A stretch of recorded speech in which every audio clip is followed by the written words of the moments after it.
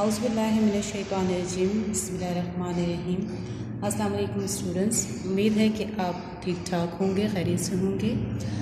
अच्छा, आज जो हम काम डिस्कस कर रहे हैं वो है जून की छुट्टियों का काम, जिसमें आपको दो सवाल दिए गए हैं। एक है कहानी है, जैसा करोगे वैसा भरोगे, और दूसरा आपके पास जो सवाल है वो है इल्म बड़ी दौलत है। ठीक है, आप कॉपी में आपने पेज कैसे रेडी करना है वो मैं आपको बता देती हूँ। आपने जून के काम की हेडिंग दे के, जैसे कि मैंने दिया हुआ है, आपने छुट्टियों के काम का ये एक अलग सा टाइटल पेज रेडी कर देना है। फिर आपने ऊपर सबसे पहले हेडिंग दे देनी है कहानी, क्योंकि आपका पहला सवाल जो है वो कहानी से रिलेटेड है। कहानी हमेशा याद रखिएगा कि हमेशा पास्ट टेंस में घुसे हुए जो वक्त होता है उसमें लिखी जाती है। जैसे हम कहते हैं, एक दफ़ा का जिक्र है, एक कौवा बहुत प्यासा था, वो पानी की तलाश में इधर उधर घूम रहा था या उड़ रहा था। हम कभी ये नहीं कहते कि एक कौवा है और वो बहुत प्यासा है और पानी की तलाश में उड़ रहा है। ठीक, दूसरा कहानी जब भी हम लिखेंगे वो हमने आसान से आसान अल्फाज में लिखनी है, ताकि पढ़ने वाले के लिए उसमें दिलचस्पी पैदा हो।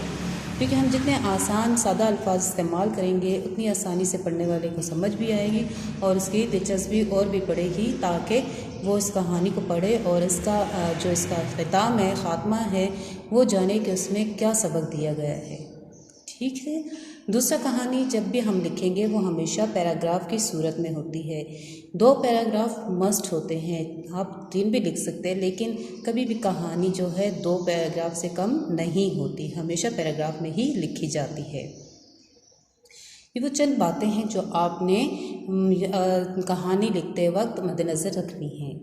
फिर आपने इस बात का भी ख्याल रखना है कि कहानी लिखते वक्त आप जो बात कर रहे हैं उसमें रब्त यानी तसलसल बरकरार रहे, आपस में जो जुमले हैं वो एक दूसरे से जुड़े हुए हों।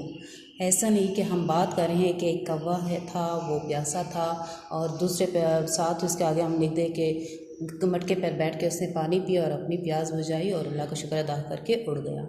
ऐसे पढ़ने वाले को कहानी बिल्कुल भी समझ में नहीं आएगी कि एक बात हम शुरू करें कि एक कौवा था, वो बहुत प्यासा था और पानी की तलाश में उड़ रहा था, और साथ ही हम कह रहे हैं कि जी वो एक मटके पे बैठा, पानी पिया और अल्लाह का शुक्र अदा करके उड़ गया।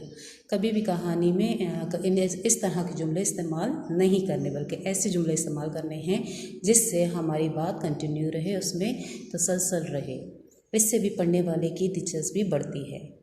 अच्छा जी, अब आपने कहानी के लिए पेज कैसे रेडी करना है। देखिए, जैसे मैंने आपको कहा ना कि ऊपर हमने हेडिंग देनी है कहानी, फिर एक लाइन स्किप करके हमने दिए गए नतीजे के मुताबिक कहानी लिखें।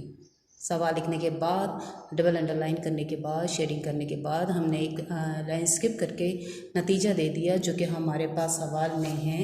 सवाल में देखें, जैसा करोगे वैसा भरोगे, दिए गए नतीजे के मुताबिक कहानी लिखें।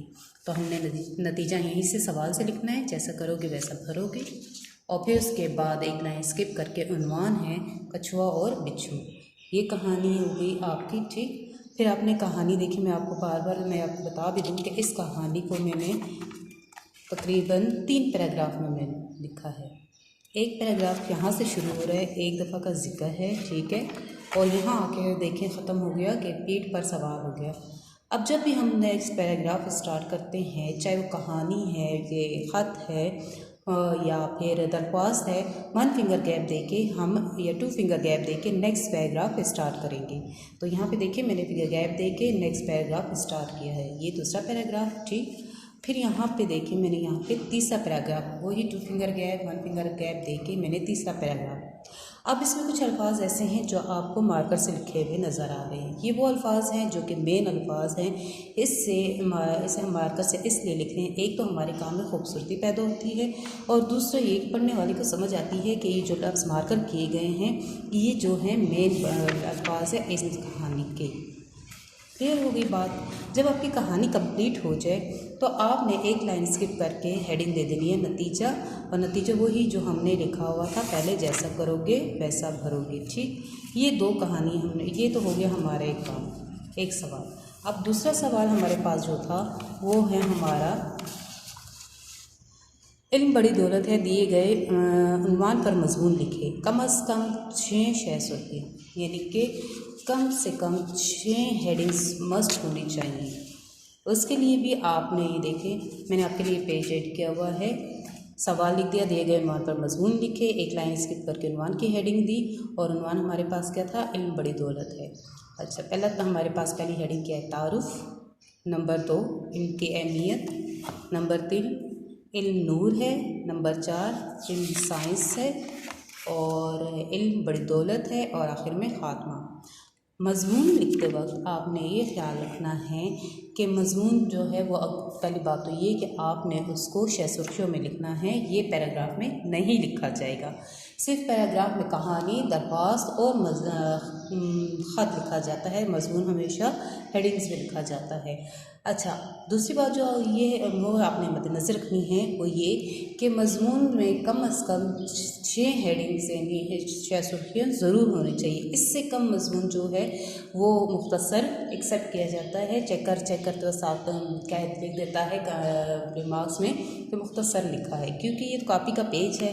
आप देखें तो ये कापी का पेज, हम अगर इसमें हम 6 लिख रहे हैं तो आंसर शीट हमारे पास बड़ी होती है। फॉर एग्ज़ाम्पल ये हमारे पास आंसर शीट है, तो जब हम इस पे 6 हेडिंग्स के साथ लिखेंगे तो एटलीस्ट हमारा 1.5 पेज जो होगा तो वो 6 हेडिंग्स के साथ एक कंप्लीट हो जाएगा, तो वो एक्सेप्टेबल है। टीचर भी चेक करते वक्त वो कहेगी कि हाँ, इस बच्चे ने जो मजमून लिखा है इसमें अच्छा खासा मवाद उसने लिखा है, ज़ख़ीरा अल्फाज इसके पास ज़्यादा थे तो इसने अच्छा खासा मजमून लिखा है।